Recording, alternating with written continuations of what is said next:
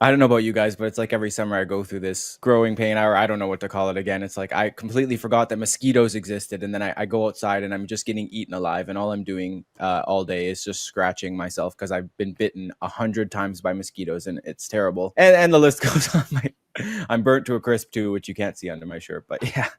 It's the one I thing mean, that makes have you them guys a been little dealing with crappier. mosquitoes as well? Yeah, it's crazy out here. Yeah. It's It's like the terrible. first few warm days in the year. It's like, yeah, and there's not a lot of mosquitoes out. This is fantastic. Maybe this year will be different.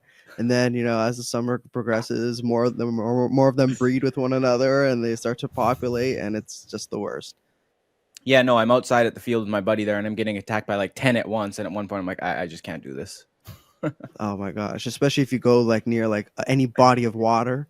Like, you can't be out there after like 6 p.m. Then you're going to start getting eaten alive. I don't know if you deal with that around the Vancouver area there, Alex, but it's crazy out here.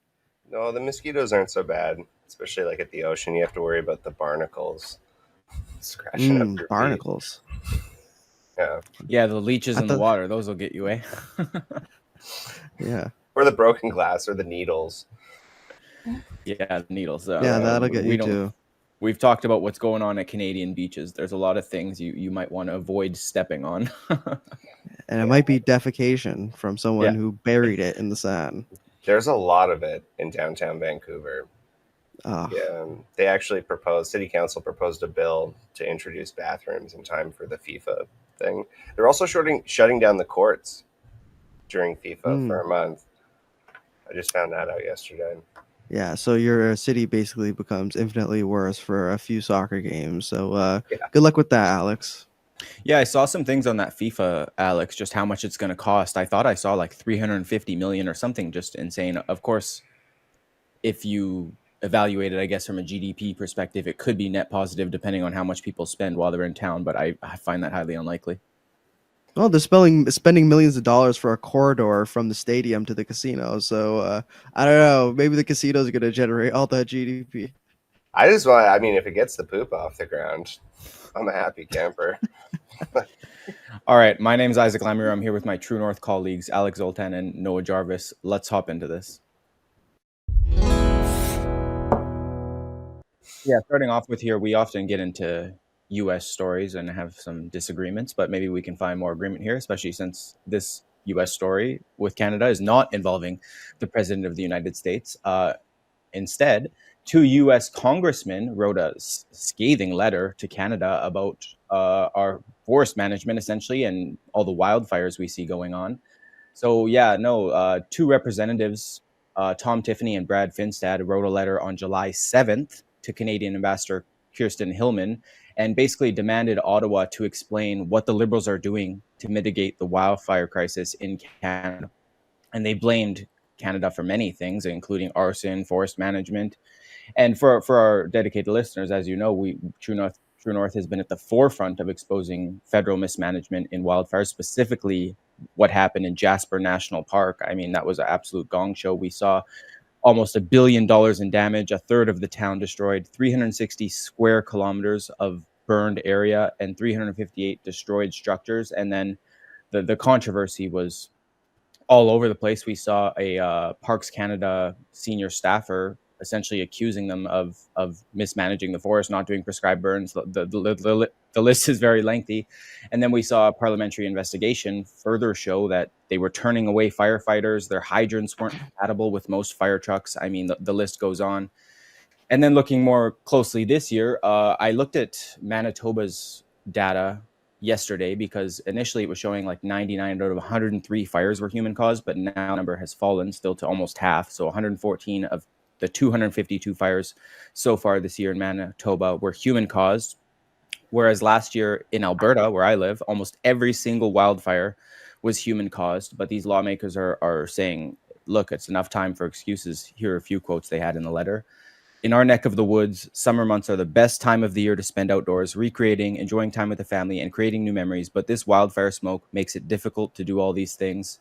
And then they said, Canada has been a friendly neighbor of the United States and the states we represent. So given the significance of this issue, we urge you to relay this message to your government, in particular, Natural Resources Canada and the Canadian Forest Service. Yeah, guys, with all this I guess, information coming out about how Canada has handled its wildfire management and the fires we're continuously seeing that clearly are not attributable to climate change, but instead human caused and frankly human negligence. Do you foresee the federal government or any agencies taking action?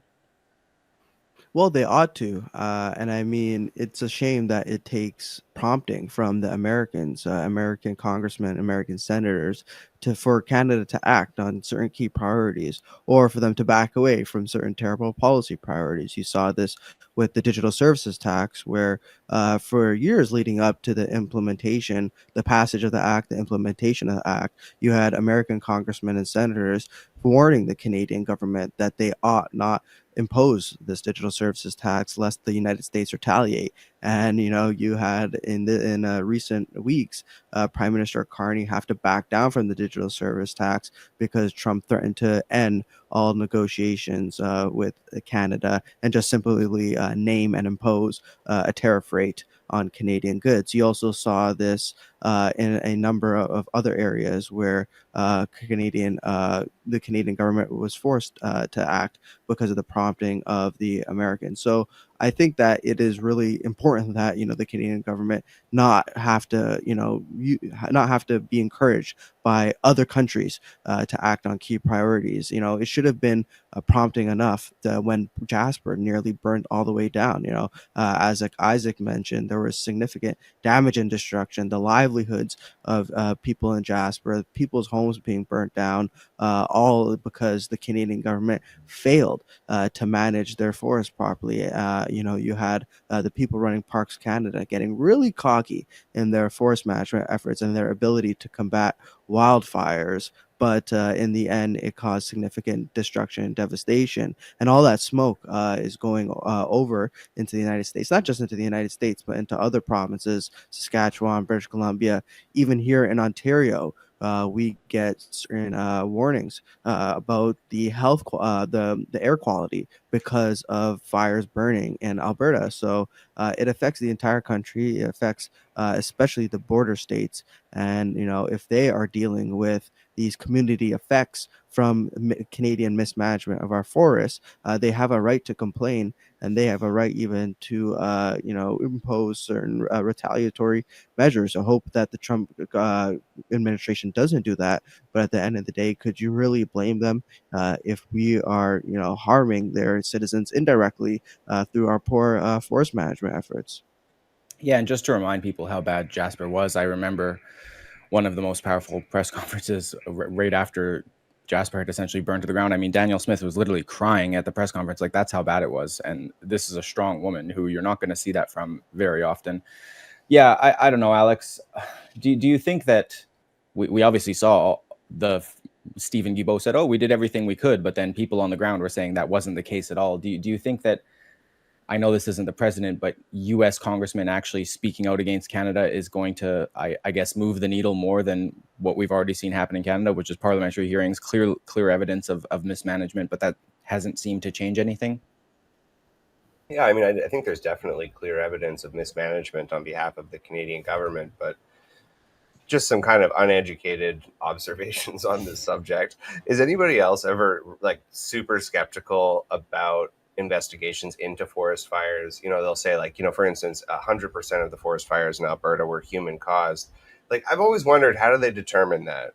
Like, if you put out a forest fire and then you find like one cigarette butt in there, do you just assume that it was human caused? I mean, I'm curious how that works. Like, Well, I do remember last year, for example, there was one terrible one, I think, that was like they were doing like some sort of training with burns, and then all of a sudden the whole forest is on fire. So that's obviously human caused, human idiocy, I guess. But yeah, I think the main distinction is like an act of God one, for example, would be like lightning hits the forest and then a fire starts. So obviously that's not human caused. Whereas if someone throws a cigarette into the forest and it comes ablaze, I guess that would be human cause, and you could even argue arson through negligence. Sure. There's also the issue of firefighter arson. I'm not going to, put down firefighters or anything. It's obviously a very small minority, but over 100 firefighters get charged with arson every year in the United States. Really? Yeah. How Why is is that that? even possible? They put out fires. How do they start them? Well, it's like people, like they obviously love what they do, right? I imagine that a lot of firefighters, and again, I'm like, this is a tiny sub minority of firefighters, but they're probably attracted to the profession because they love fire, right? Like they're Firefighters sitting around the hub. They're like, man, there's really no fires today. We should start one so we got something to do. yeah, I'm like tired there's of playing definitely poker. I keep losing. They're just like in the shop there. well, what better job to have if you're a pyromaniac than Yeah. firefighter, right? You'd just be around it all the time, which sounds kind of fun. But then when you look at like the big cases, Lytton would be a good example. We had an entire town burned down. They're rebuilding it now. I think if they fully rebuild it, they should probably change the name. Oh yeah, Lytton. But like that one, because it was such an enormous amount of damage, like I still don't think there's clear answers on how it was started, right? And there's been a lot of investigation into it. Some people think that it was started because it was too hot and there was a fire on the railroad tracks. And I think when you really get down into the nitty gritty of these things, like it's actually harder to figure out what started a fire than maybe we think it is. Is my skepticism well grounded, or am I just being cynical? I don't know. I'm not sure. Like I've looked at their reports earlier, and I'm pretty sure there are like detailed investigations for each cause. So I think it's pretty legit. But for sure, there are anomalies, as you mentioned. Yeah, I find with that sort of stuff, there's a lot that I don't know, and sort of like the layman doesn't know about investigative tools and sort of techniques. And so I'm sure if you talk to an experienced investigator, they can tell you the sort of tips and tricks that they use in order to determine how a fire was started. But I'm pretty sure none of this is foolproof either. So just moving, unless you wanted to say anything, Alex. That's okay. I was just thinking we could move over to a different federal agency where Noah, an RCMP sergeant said something pretty shocking, perhaps. Yeah, so I'm pretty sure there are a lot of Canadians here. Most of the people watching this broadcast, they adhere to traditional values, or at least they have some respect for the values that have helped to build this Canada, helped to build this civilization. But apparently, if you believe in traditional values and these fundamental values, you could be an extremist. That is right, according to RCMP Staff Sergeant Camille Habel, in her interview that she did with the CBC. Canadians should be on guard for family members and friends who are being radicalized, giving the example of someone who changes their views and holds traditional values. So here is the quote. Radicalization in general quite often will show in people isolating themselves and changing their behavior, like changing what they're saying on a subject, like becoming more extremist. If someone believed in equal gender rights, but all of a sudden they're leaning toward like traditional values, it might be a sign they're becoming more extremist. So, I don't really think that, I think it's an oxymoron to call traditional values extremist, because traditional values are just the ones that had been inherited through generations, through the generations.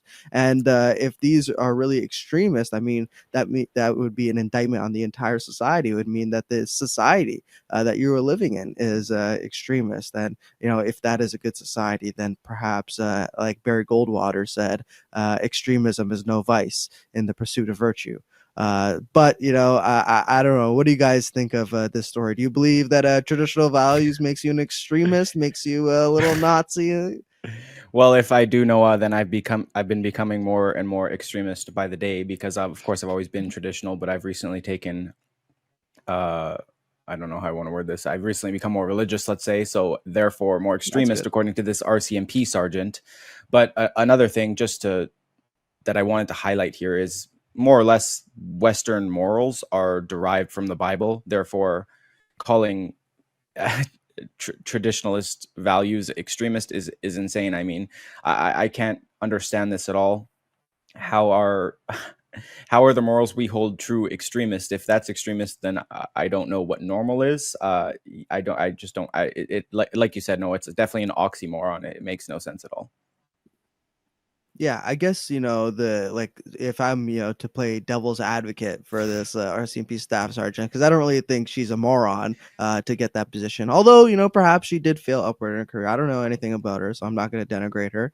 But, just to play devil's advocate, perhaps you could say, oh, well, they're like fundamentalists. You could say there's religious fundamentalists out there who, take, certain things a bit too seriously. But Christianity is not like an extreme. The things that are talked about, the principles that Christians believe in, they're not extreme in any sort of way.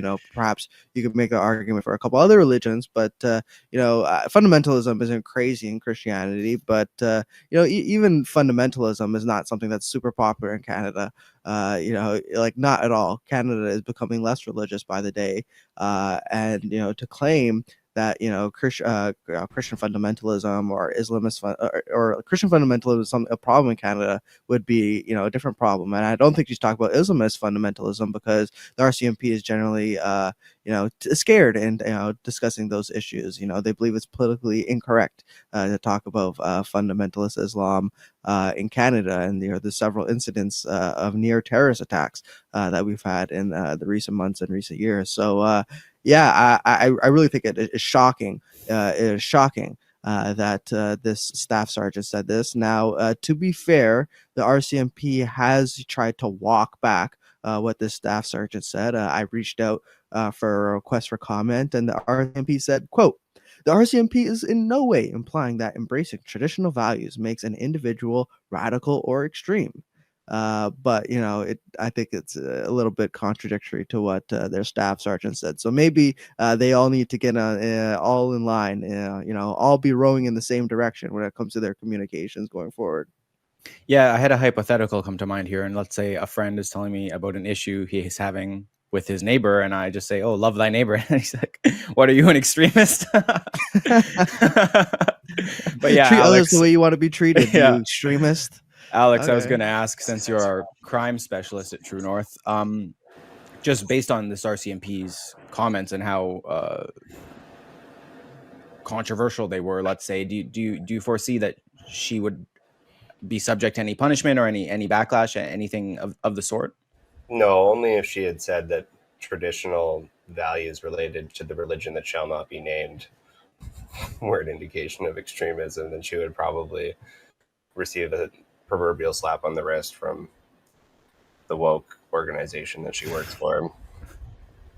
But yeah, it's like that was always the case with these woke government institutions, right? As long as you're always punching downstream from privilege, you're pretty much fine, right? So you can say whatever you want about Christians or about white people or about men, right? But that's basically, you have carte blanche as far as that is concerned. And this would be a good example: traditional versus what, non-conventional. So as long as you're attacking the group that in their eyes has privilege, or sorry, doesn't have privilege, therefore in a way that too is a contradiction, because that in itself removes the privilege that you think the group has from it. Well, yeah, and I don't really know what traditionalism has to do with extremism, right? Like, we see extremists all the time who are, I would say, very progressive, right? So Yeah. And anti-abortion. if you play this little like mental game where if traditionalism is sort of extreme, I guess sort of non-conventionalism, as you said, Alex, is sort of like the norm. But then if non-conventionalism is the norm, that's sort of like the traditional thing that people are doing. So then you sort of get into this loop of where like it just doesn't make any sense whatsoever. So yeah, I think Miss Habel needs to open a book, or actually like get her head out of this ad. Well, it's the other issue that I have with this too, is that extremism doesn't exist in like these binary silos, right? Like, it's not as if you're traditional versus progressive that you're more likely to be extreme. There are extremists in all walks of life, right? And according to all political ideologies. I remember Barbara Perry. She was brought in for witness testimony. She's one of those CBC experts that they bring in to talk about radical extremism. And she took exactly the same approach. She was like, well, there's certain indicators of extremism, such as people who are Christian, people who are white men, right? Because she only has one conception of extremism in her mind, right? Which is like, I think that her profession basically learns that you start from the presumption that everyone is a Nazi and you work backwards from there. Yeah, Christian white men are certainly not the first thing that come to my mind when I think of extremism.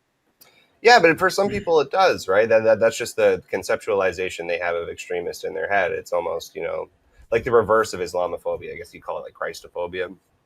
I think it's the term that some people use, but it does exist, right? People are really afraid of what they don't understand. Okay, speaking of not understanding, we'll move on to our next story here, where this was a pretty interesting rant from Conservative MP Michael Cooper, who essentially attacked Mark Carney for what he called cooking the books and presenting the illusion of a balanced budget, because he, of course, attacked Carney for pledging to separate the budget into an operating and capital budget. So he just broke that down real quick, meaning the operating budget would cover day-to-day government spending and the capital budget would cover what he called so-called investment, because he essentially said that the capital spending, like infrastructure, would not be all that's in the capital budget. It could be anything, including like private sector capital or anything that could boost productivity, which he said would, quote, no doubt be to the benefit of liberal insiders. So he's saying that, yeah, Carney balancing the operating budget was useless because he could just shift lines from the operating to the capital budget.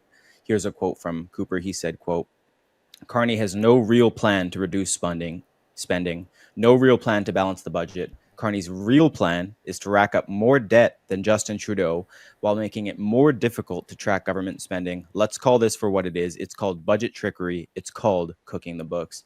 And yeah, anyone who thought Carney was going to get spending in wraps is probably in for a surprise, because from what we've seen this early and this thus far, despite him not presenting a budget for inexplicable reasons, the spending is skyrocketing. For example, the C.D. Howe Institute said that the deficit will likely climb to $92 billion by 2025-26, and that the cumulative deficit over the projected tenure will be around $350 billion, which will increase Canada's net debt to GDP ratio to 44%. So yeah, and just to remind listeners, of course, during Trudeau's tenure, he doubled the debt. So it started around like $600 billion and it reached $1.2 trillion by the time he was out of office. So if it's going to get worse under Carney, who has announced his $486 billion spending plan, Canadians are going to be bearing the brunt of the damage. Yeah, did either you guys listen to what Cooper had to say, or what do we think about this budget splitting idea? Yeah, I agreed with everything you said, Isaac, except for the fact that it's inexplicable. I think it is explicable why Carney is delaying the budget and splitting the budget, and it's basically in order to create certain illusions that is beneficial to the Liberal Party and their political prospects. I think Carney is a lot smarter than Justin Trudeau. He at least has a somewhat of a good intellect, be able to graduate Harvard and, run the Bank of Canada, the Bank of England. You need to know something about something, all right, at the very least. But I think he's using that intellect in order to sort of game the system. The delaying of the tabling of the budget is a maneuver to game the system in order to delay sort of bad news and to be able to rework the mechanisms of government and to be able to perfect their communications and messaging around the looming sort of budget tabling that will show sort of a precarious fiscal position. I think that that is going to work in their benefit. I think Carney is doing a very good job at sort of presenting himself as a calm, cool, collected technocrat, while you'd have spending in the federal government running out of control, while you have him capitulating to Donald Trump on priorities that his government thought were important, which was preserving the digital services tax. I'm glad that it's gone, but if you really thought it was good for the country, you should stand your ground on it, which he did not. So you have this sort of facade that they're projecting to the public, and it's working so far. And Carney is really benefiting from a political environment where Donald Trump is sort of viewed as the key antagonistic figure toward Canada. So I think that Carney is going to split the capital and operating budget, and he's going to say spend less, invest more, which is a contradiction in terms, but it's going to sound really smart and really technocratic to the average person who doesn't dig deeper than the headlines and then the little 2-minute blurb that they give on CTV News at 6 o'clock. Like they're not going to dig much further than that, and the mainstream media isn't really going to hold him to account for that. But you do have people like the C.D. Howe Institute bashing him for it, because at least they know a little better. You're going to have people in the Fraser Institute publishing reports to the liking. BMO Economist recently came out and backed the Carney government on similar grounds, because at least these people, they know the sort of trickery that Carney is running. But he's little weasel, able to slip through the cracks and really portray himself in a manner of grandeur and sort of elite sort of intellect that the Canadian public kind of want to contradict with Donald Trump. And so far it's working. We'll see how the Conservatives sort of respond in the House of Commons going forward, and if they are able to prosecute the message against the government. But so far it's working. Yeah, just to comment quickly on the Donald Trump thing. I saw some recent polling, and it was showing that the vast majority of Canadians saw Donald Trump as the greatest or the United States, maybe it was, as the greatest threat to Canada, and other things on the list were China, Russia, Iran. Like, this is what we're talking about. Our greatest ally. You see them as the greatest threat. I mean, in my opinion, you're just beyond delusion if that's how you see the world. But as you said, Noah, if you're consuming the mainstream media and all you're hearing about how bad Trump is, that of course is going to affect how you view the world. Yeah, Alex, what did you think of what Cooper had to say here? So in terms of what Cooper had to say, I mean, Mark Carney's claim to fame in the private sector was cooking the books and sending what should have been corporate taxable income to offshore tax havens. So this doesn't really come as a surprise to me. What does come as a surprise to me, though, and this is more anecdotal and a little bit unrelated to the story, is I've been receiving calls from acquaintances and friends who work for government agencies. I won't name the agencies, but they have received memos from the top down that there are going to be massive employment cuts. And I think that's particularly interesting in the context of Carney, because a lot of government employees who would normally have voted for the NDP, especially unionized government employees, shifted their allegiances to Carney on the presumption that he would not be cutting the federal workforce. And a lot of them have told me off the record that they feel very slighted, and they feel basically abused by Carney because they were promised a bill of goods that just didn't exist. And so I think that given the size of Canada's federal workforce, does not bode well for the Liberals in a future potential election. I think a lot of those people are going to shift back to the NDP. And yeah, just to comment on that quick. I didn't add that in the story there, but I remember Finance Minister François-Philippe Champagne. He said recently, I think the cuts were in between over the next few years, 10 to 20%. That was in federal bureaucracy. And hey, don't get me wrong, I'm all for cuts in the federal bureaucracy. I mean, our federal bureaucracy is more bloated than probably any country in the world. Just citing quickly here a report from the Canadian Centre for Policy Alternatives. They commented on these reductions, these proposals from Champagne. They said that it would be, quote, dramatically worse than Stephen Harper's 10% cuts on some departments and rival Paul Martin's record 1995 austerity drive that saw cuts of 18.9%. And they said, quote, that will inevitably diminish the quality of public services. But I just want to give a caveat there, because we've done extensive reporting at True North that the more they spend on these federal services, the service doesn't really improve at all. So I don't really agree with that quote, because they're spending record amounts of money on these federal departments, but the services are not improving alongside with it. So I'm all for cuts, and I'm sure the services will actually stay the same.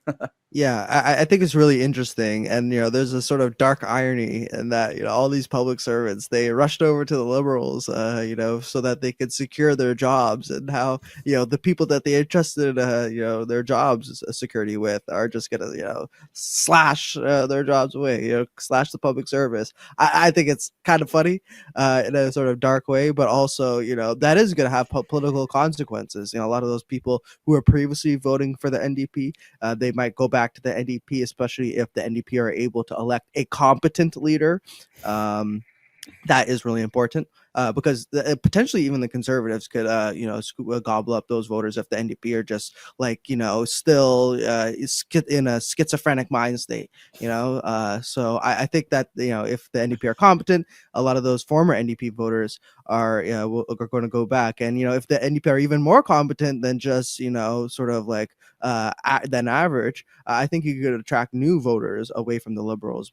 And if they are able to prosecute that message, if they're able to say the liberals, they promised you one thing during the election, and then after the election they cut your jobs. I think it's worthwhile for everyone to go on Reddit, r/Canada Public Servants.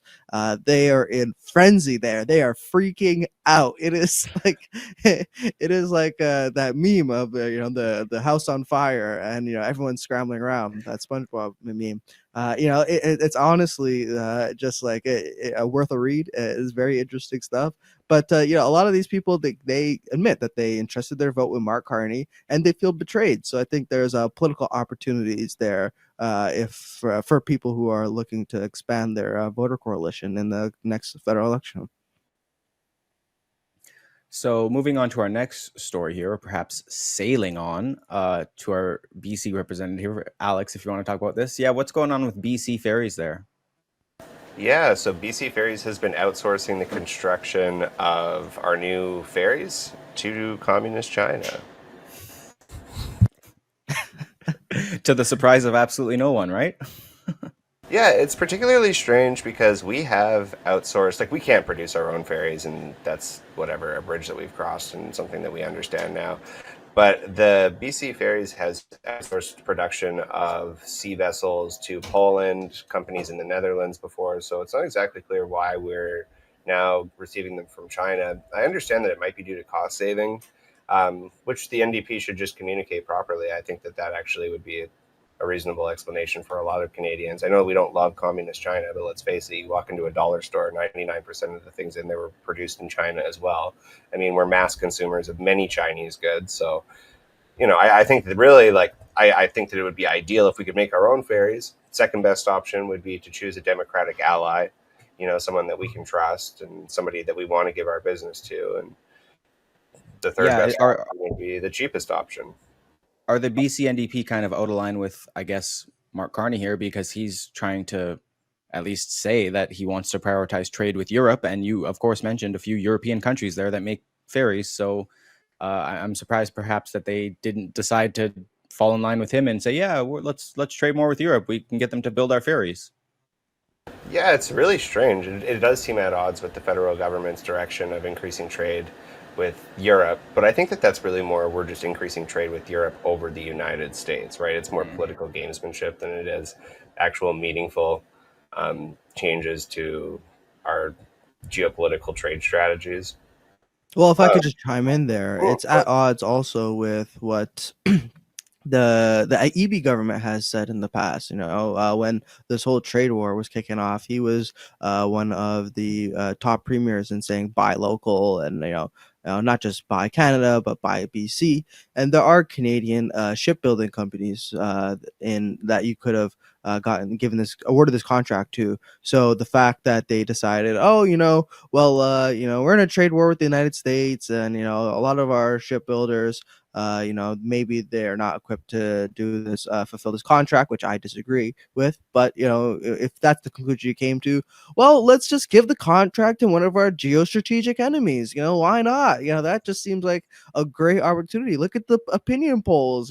Canadians are less favorable to the United States than China. So let's forego all sort of reason and sort of understanding that China is actually our chief geostrategic enemy. and award this contract to China. I think it is really interesting that in a time where Canada is starting to ban the Chinese state-owned companies from operating in Canada. We've seen the Huawei ban while Trudeau was prime minister. You see this security company, Hikvision. In recent days, they've been complaining about their ban from doing business in Canada because you don't want your security camera being infiltrated by the Chinese Communist Party. That's not a good idea, right? And now in this sort of climate, in this sort of environment, we're giving away this contract to the Chinese. It seems really ludicrous. You have the conservatives sort of fighting back against this, urging the federal government to withdraw the $1 billion loan that they are awarding for this contract. But obviously the conservatives, they do not have the power in this situation. They're going to need at least committee to work with the bloc, the NDP, in order to try to at least get some action against this. But at the end of the day, if they're able to get the Liberals on board with this, that's the only way that they're going to be able to withdraw this loan. So, I think it's really concerning. Yeah, I mean, I'm thinking of the only one old enough here to remember the Fast Cat Ferry scandal in Canada or in BC. So, fun fact: BC Ferries is actually the largest ferry organization in the world. So they actually transfer 61,000 people per day, basically from Vancouver to Vancouver Island. So it just gives you an idea of the scale.